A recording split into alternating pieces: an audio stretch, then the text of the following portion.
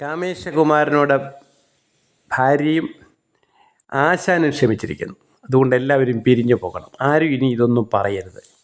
നാട്ടുകാരെയും ചാനലുകാരെയും എല്ലാം വിളിച്ചറിയിക്കുന്നു. സ്വന്തം കിടപ്പറയിൽ അന്യസ്ത്രീയുമായിട്ടുള്ള ഭോഗ ലീലകൾ കാമേശകുമാരൻ നടത്തുന്നു.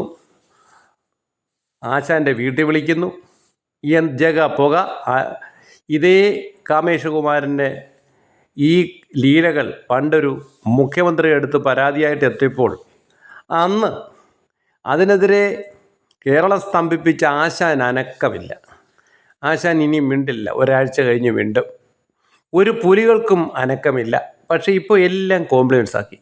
എത്ര കോടി ഇതിൻ്റെ പേരിൽ ചിലവായി, എത്ര പേര് ഇന്നലെ രാത്രി ഉറങ്ങിയിട്ടുണ്ടാവില്ല. എന്തായാലും 5000 കാമിനിമാരുണ്ട്.